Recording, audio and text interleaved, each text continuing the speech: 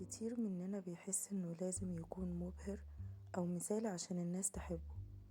لكن الحقيقة انك مش محتاج تثبت اي حاجة لأي حد. انت مش محتاج تكون مبهر عشان الناس تفضل جنبك وماسكة فيك.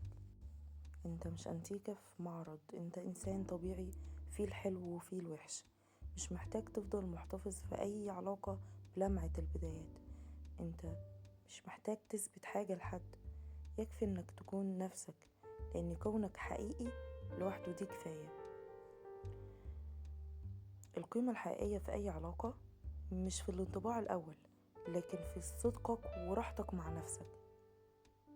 ولما تكون نفسك الناس الصح هتحبك على حقيقتك، ومش هتحتاج تلمع عشان تثبت حاجة.